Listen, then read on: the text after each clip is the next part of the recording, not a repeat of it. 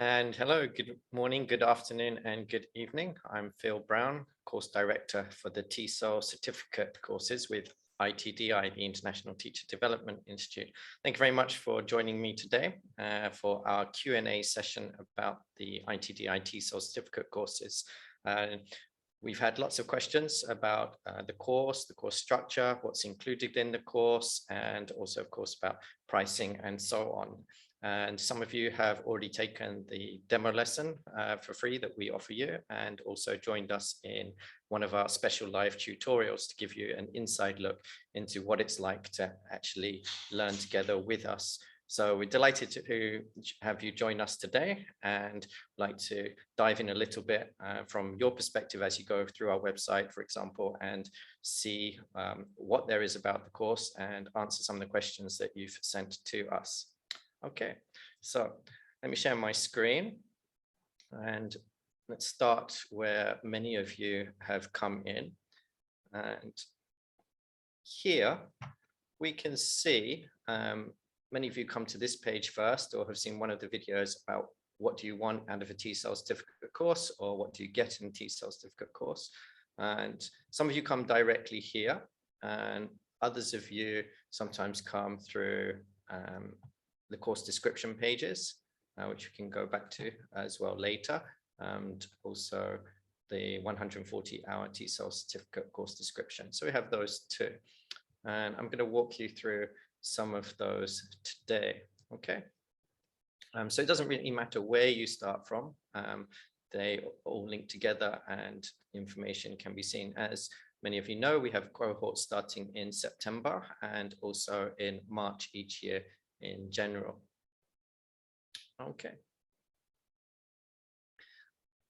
So in the 30-hour introductory TESOL certificate, this is mostly aimed at people who are looking to get an introduction to English language teaching, but also for people who just kind of want a shorter course, or a taste of what it's like to do a longer TESOL certificate course. And there is the opportunity as well to start on the 30-hour and then upgrade to the 140-hour as well. So if you're looking to see what things are like before making a big commitment, then this is also a good option for you.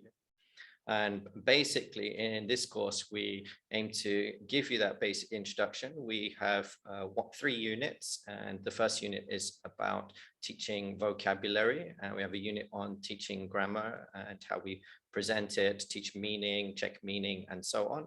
And then also we move on to developing and planning a simple lesson. And this is also the beginning of developing ourselves as a reflective teacher. And so we also include in this one lesson observation to get you the experience of observing and recording your own class, getting feedback on it, giving feedback on other people's classes too within small cohorts. All of our courses, as you may or may not know already, have been put together by a world-class team of experts led by our academic director, Scott Thornbury.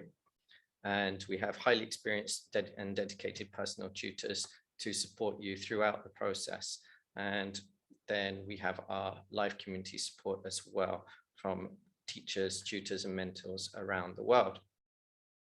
Okay, so many of you ask, yes, so what's in it? So a quick breakdown of numbers you can find on our course page here. And this is a bit small for you probably in this. I haven't zoomed in for a slide, but I want to take you to where you can see things on our website so that you can go back to them more easily.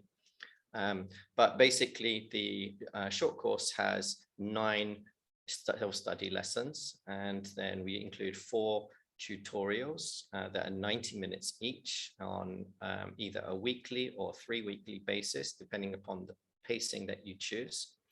And we include within those tutorials, we have a lot of opportunities for sharing, discussion, group interaction, and feedback on things that you've been studying, and then helping you do your teaching practice to set you up for teaching in the classroom, and then having that observation towards the end of the first short course. There's also a short reflection and evaluation task at the end of it. Okay, Let me take you through the flow a little bit, and you can see that from our curriculum. So when you've gone from here, for example, if you go to the course details and pricing and click onto here, this takes you to this page, and you will actually see down here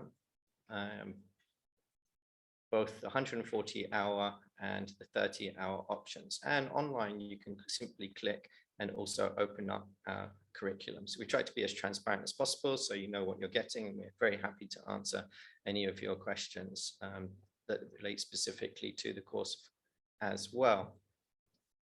There are two options in terms of pacing. One is to take a pacing of one self-study lesson a week, and then have a tutorial every 3 weeks. And this means that basically you have about 2 to 3 hours of study time per week, and the course takes 11 weeks to complete. And this is mostly preferred by people who are already working or have families or other commitments and so on. The faster pace is doing 3 lessons a week. I have a weekly tutorial, which requires at least 5 to 8 hours of study per week, and then you'll be complete in 5 weeks. And some people have taken this with us as well, and they're particularly suited to people who are maybe working less or still in finishing up education between jobs and so on, or just have the extra time available to them. But of course, that's entirely up to you. Most people choose to take this as a group option, but we also have private options as well. So let's dive into the curriculum, and so you can have an overview.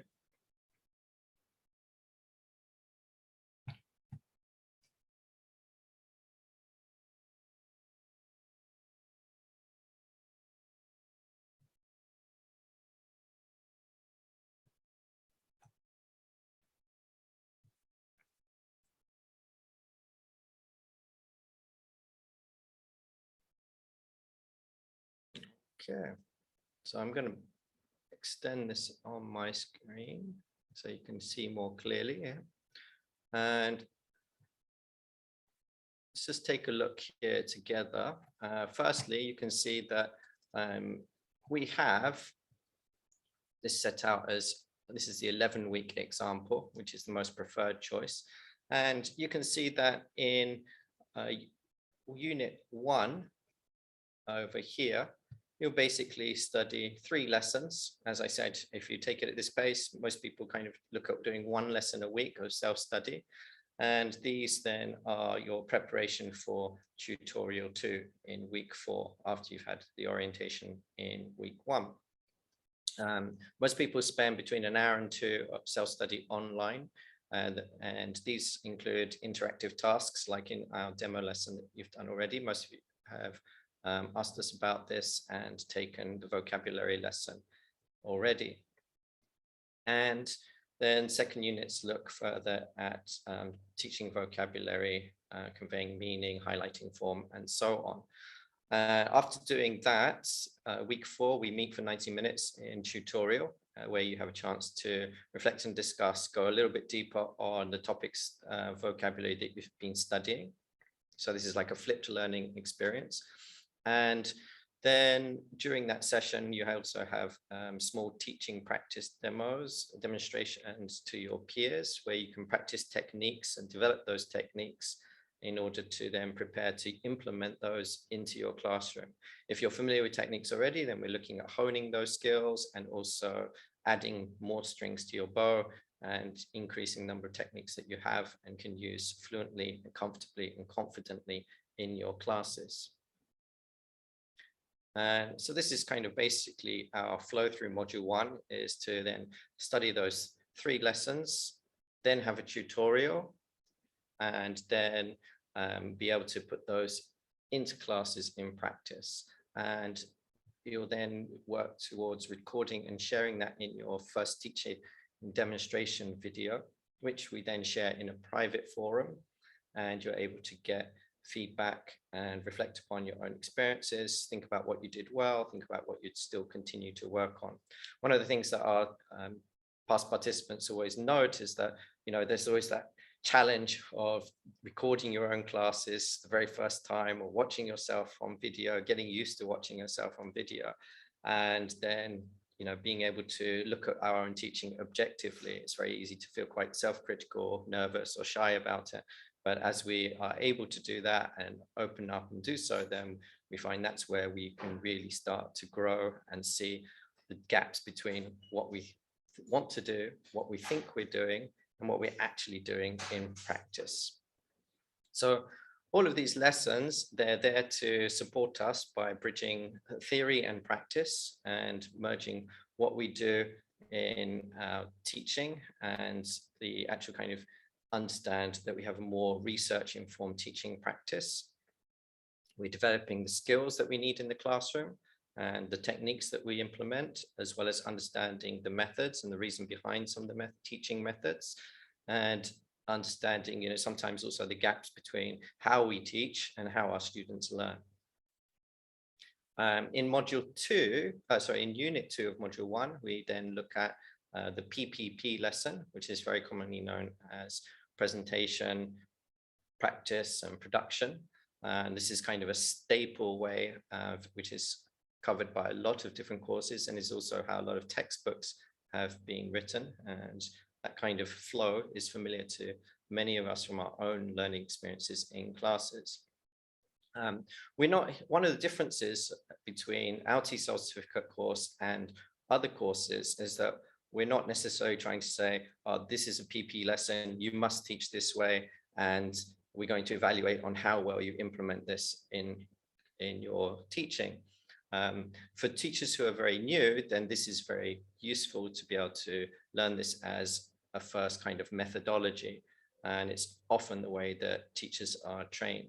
But as we develop, then yes, we may use this as one of our methods, and it may be applicable more for certain types of learners. For example, often beginner learners or people who are used to a more teacher-centered, teacher-fronted approach, as opposed to having other techniques that put the learner at the center, and so on. And so what we do is, for more experienced teachers, they look at how they implement this in some of their classes, and they also may be thinking about what alternatives there are and how they then choose alternative techniques to suit their students and suit the classes. On the other hand, for beginning teachers, then basically this is trying to figure out for them, how do I implement this in my class? What are the stages that I need to put together, and how do I fit them together so that my lesson flows nicely from one part to the next? Am I able to give clear instructions?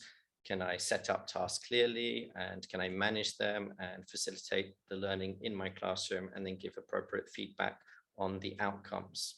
And so we do this through the course in module 1. And we look at that as we move into unit 3, at the different stages of the lessons, how they connect to the aims of the lessons. And all this is tied together at the end by putting together a lesson plan that supports that first teacher demonstration video. So just to sum up, the three key things in module 1 are teaching vocabulary, teaching presenting grammar, and putting together that PPP lesson of presentation and production, practice and production, and then moving into putting together that lesson plan, basically putting those nicely into one package.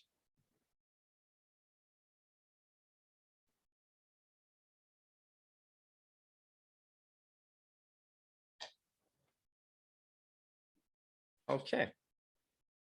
Now, some of you wanted to know as well, how does this compare with, for example, the 140-hour TESOL certificate? So let me show you next. And you can see, for example, the 140-hour is basically comprised of 5 modules instead of 1. Module 1 is the same as the 30-hour, with a small exception, which I'll show you now.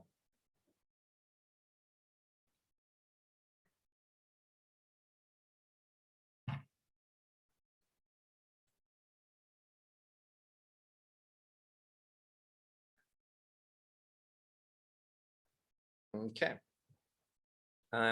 Instead of having a short reflection task after tutorial 4, then you move into module 2.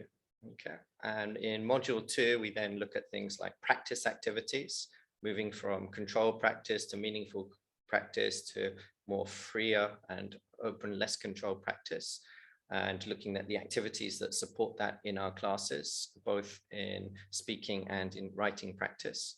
In module 2, unit 2, we then go into how we use a text in class and how we're teaching reading and checking understanding.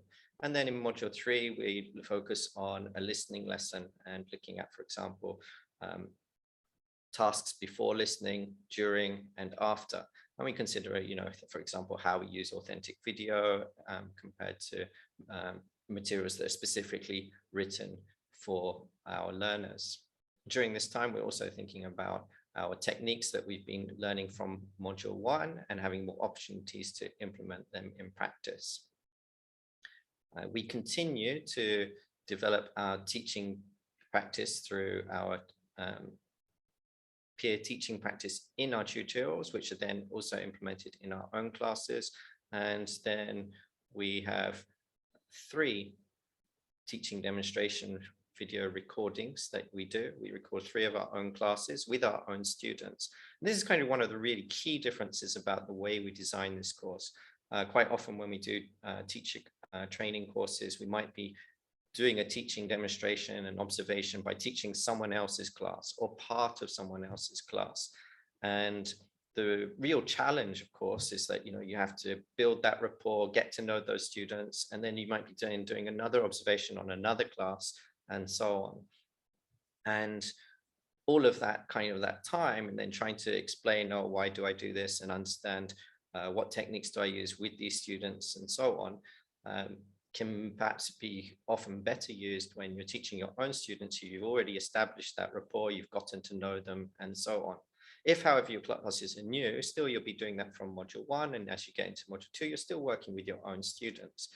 And the really valuable thing that a lot of our past participants have said is that, they're working with their own students, whatever they're learning on the course is impacting their classes right away, and that it's meaningful and specific and tailored to their own classroom situation and students, as opposed to, for example, doing a course that you're teaching some classes in another part of the world or in a completely different context to the one that you actually end up teaching it. After the second module, we have a reflective teaching and learning assignment. This is to get everybody thinking about what are they getting from the course, what elements do they want to focus on most, and what are some of the steps that they can take to achieve those. And through those writing assignments, you get feedback from your tutor, also any peers in your cohort, and that's during the drafting process, and then that helps you to write a short final written piece at the end. We move into module 3, and module 3, basically, we start by focusing on things like pronunciation, word stress, and so on, and then tie that into teaching reading using things like the phonemic chart or the International Phonetic Alphabet. And we look at how students learn to read and what are good reading activities and what are not so good reading activities to use in our classes. We also look at classroom dynamics, which ties closely with classroom management, and how we use pair and group work activities, and what kind of correction techniques we use, both in written and spoken feedback. And then as we move into module 4, we look at other types of activities we use in class to encourage English use, to develop different types of language, including social language, for kind of everyday building relationships and so on.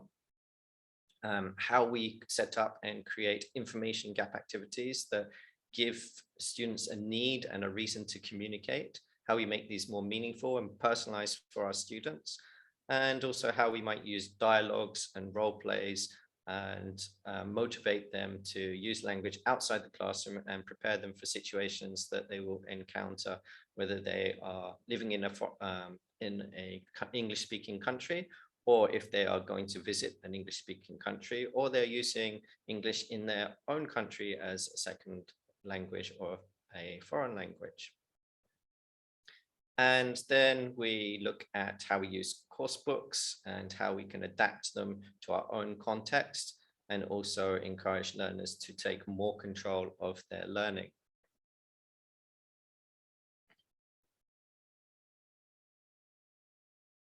Then in our last module, module 5, then we really start to think about how languages are learned, and what type of language learners there are, what type of errors they might make, and how we encourage students to self-correct them. One of the really interesting questions we've had previously is, why don't we start with the whole course with how languages are learned and so on? And this is a really valid question. And a lot of courses, including my own master's in TESOL, looked at the underlying theories first.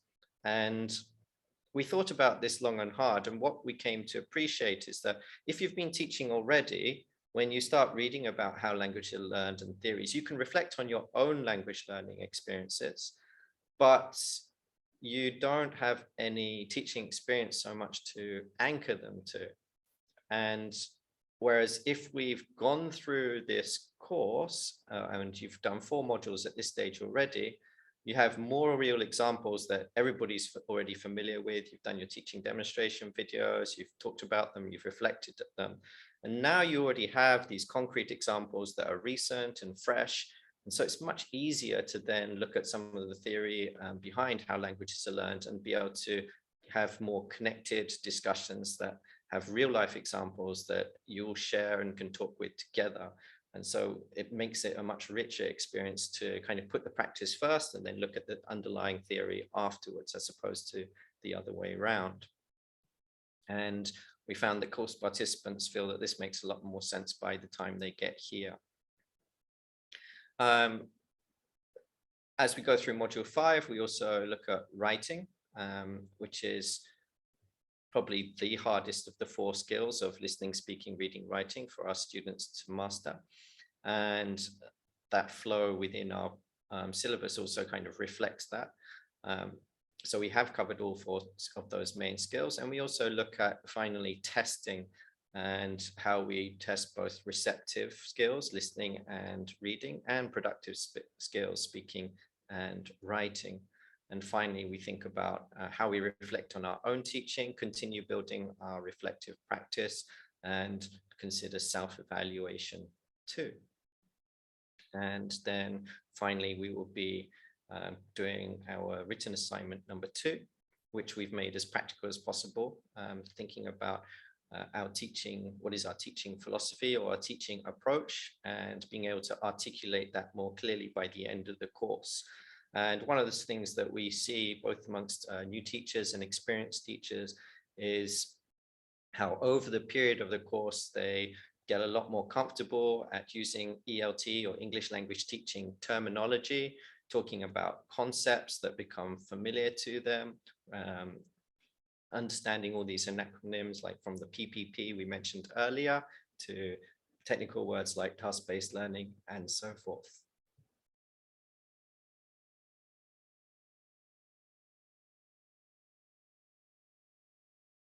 Excuse me.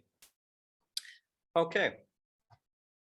And finally, we have some presentations and roundtable discussion, thinking about our planned lesson and our actual taught lesson, and thinking about the in-class decisions that we make from before we teach a class and our planning process, to the decisions that we make during class, and then decisions that we make afterwards in planning our subsequent classes, or thinking about what we might have done differently or what we might have done better.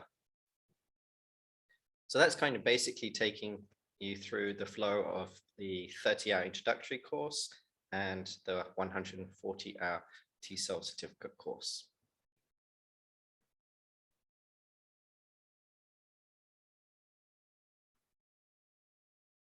Okay, so we have a question here asking about some of the requirements or the technicalities, which we can take a look at in just a moment. Thank you for that question. Just to summarize some of the things first that we've looked at so far.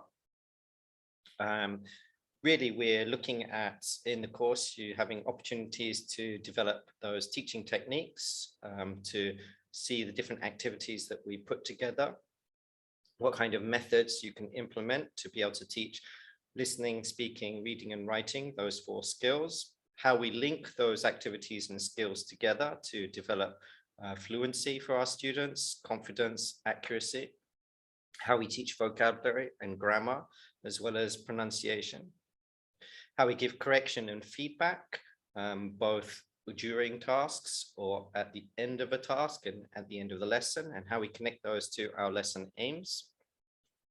We look at how we plan a lesson and also how we manage our classrooms with different group dynamics, and also some of the issues that arise with teaching different age groups, how we can tailor those to our own classes, and also during the last couple of years especially, but not exclusively, is also about how we teach both face-to-face and online, and how we adapt some of these activities to online teaching, as pretty much most teachers around the world have experienced during the last couple of years.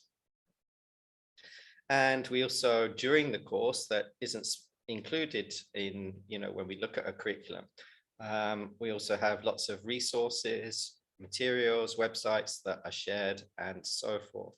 And, this is one of the great things that we see happening as well. You have a community of teachers, and people are, for example, looking for a resource to teach a certain topic, or they're looking for good activity, and we're able to share and discuss those as well. So you can see that basically we have this flow of having the self-study lessons online for with 3 per week, or 1 a week for 3 weeks, and then followed up by a tutorial, which is live, face-to-face. They're in small groups, generally about 6 to 8 teachers per cohort, unless you're taking a private course, with a maximum of about 10. The self-study lessons have been mostly written by Scott Thornbury, as I mentioned earlier on, and also team Adrian Doff and other teachers around the world, and they're highly experienced material writers and creators. They include the interactive task, which you experienced or you can see featured in our teaching demonstration lesson, which is free for you to try anytime if you haven't seen it already. And we blend this together with also supplementary reading, of short articles and short videos as well. And we introduce you to other professional websites where you can use for resources or further professional development. And also you'll see that there are places where you will be posting online whilst doing the self-study lesson. And I'm going to give you a quick look at that as well, so you can get an idea. And these all then lead and prepare you for your tutorial, and they help you to develop the knowledge that you need, where you then are able then to practice those skills and gain from the teaching experience you have in your own classroom. And as you put the knowledge, skills, and experience together, then obviously you become more confident in the techniques that you're using. It furthers your understanding of what you're doing in the classroom, why you're doing it, and also that then develops your expertise as a teacher.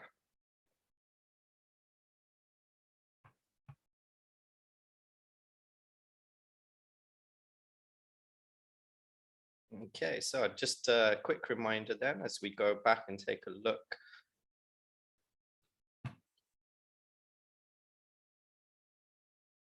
So you could do the first lesson for free, the vocabulary lesson. This is an example from Unit 2, the PPP lesson. And from here, there are some activities that you may post into a forum. We have those reading resources and so on. And that allows people to read a little bit beyond the topic and around the topic. We've chosen our reading materials to include things that are very accessible to new teachers and also a little more challenging for experienced teachers. And so there is both kind of core reading and optional reading. And we get a chance to then also reflect on those and see, how does this apply to my own teaching situation? And this is one of the really key things as well, is, sometimes people write good quality teaching research articles, but they're in a completely different context, or they're teaching a different age group, or they're working in an English-speaking country and you may not be working in English-speaking countries. So the motivation and needs of your learners are quite different. And there are things that may be useful to you, but you may also need to tailor other things to your own needs and your student needs. So that's something that we also gain from having those tutorials together. We also have private forums as well as public forums. Private forums for each cohort. You can see, for example, last year's September cohort, which have just graduated a couple of weeks ago. And in those, you can also we share privately our teaching videos and so forth. You can see, for example, here, we have one posted, and then we share our reflection and discussion beneath them and feedback and so on. Okay.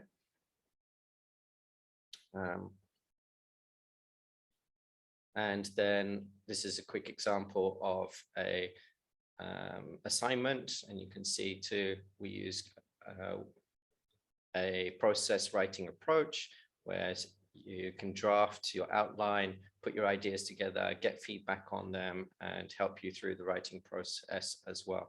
Since we appreciate that many teachers may be doing this teacher training course and may not have written an article or done a piece of writing for a little while. So we make sure that you're well supported through that and coached along the way. So all of that in our tutorials, we are having those group discussions, sharing experiences, we're giving you feedback on your classes, on your techniques, and all of this is to make that journey easier, more enjoyable, and collaborative as you go through the course. Now, some of the technical questions, which I promised I'd get to. What do you need? You do need an internet connection, steady internet connection for tutorials, and but basically the self-study lessons you can do anytime, anywhere. Some people like to do them one a week. Some people do them early together. Some people do them a little bit last minute. Life happens in between. We understand that, and so on. So you can manage that as you like. It's just the tutorials that are either weekly or 3 weekly, then we have those as a fixed time, and that makes everything manageable and the opportunity to tie things together.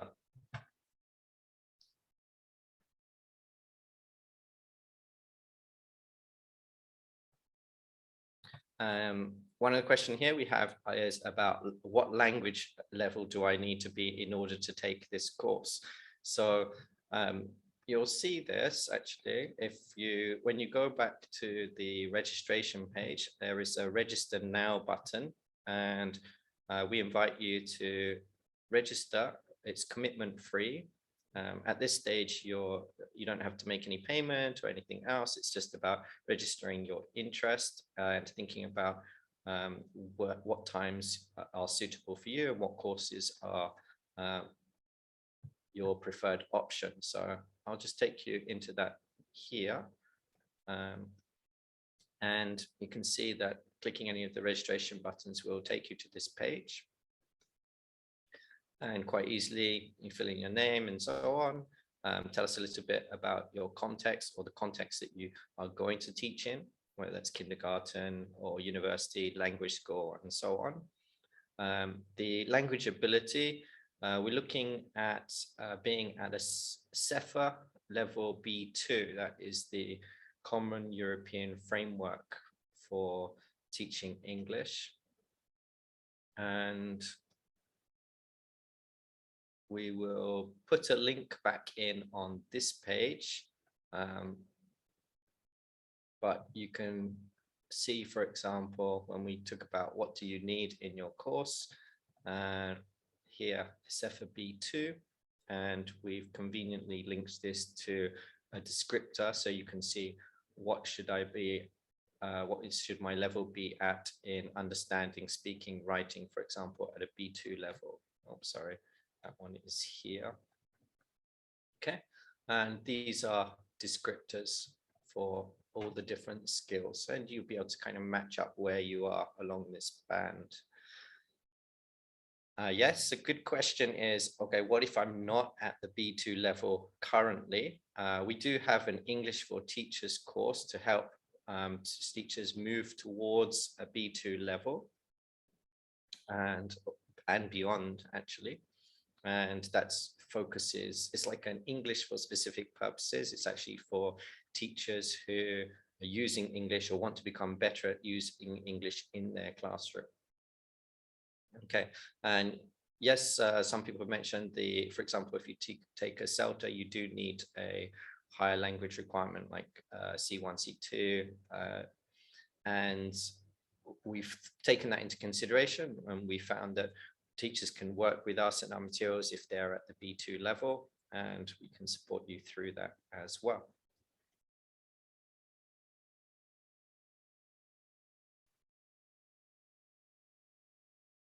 And so the options that are available, we'll just go back there to the registration page.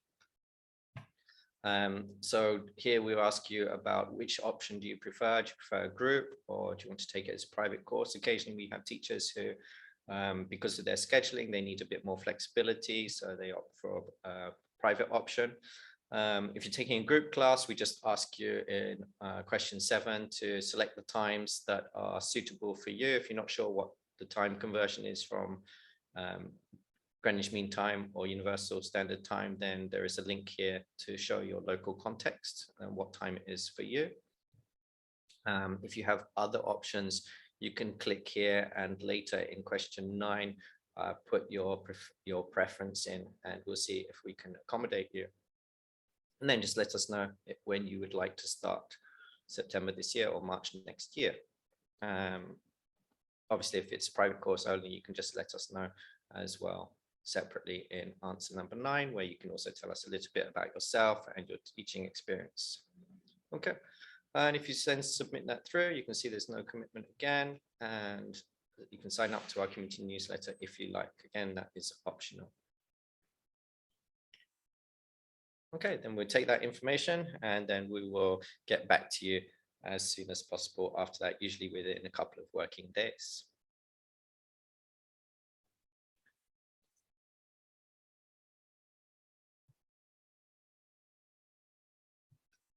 Okay, then course details and pricing.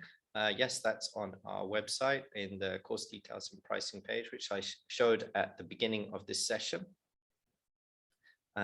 The course pricing is currently $1,795 for the 140-hour TESOL Certificate Course, and it's $379 for the 30-hour Introductory course for the group options. And then there are private options as well. We do offer some certain discounts, perhaps with your institution. Please check with there specifically if you like.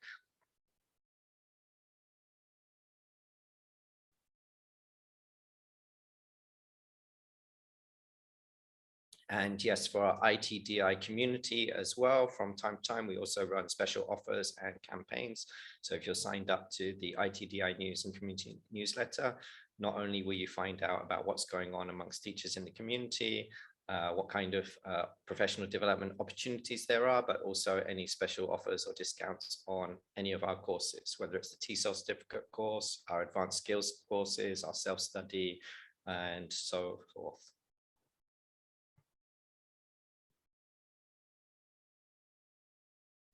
Okay. Let me check for any last questions.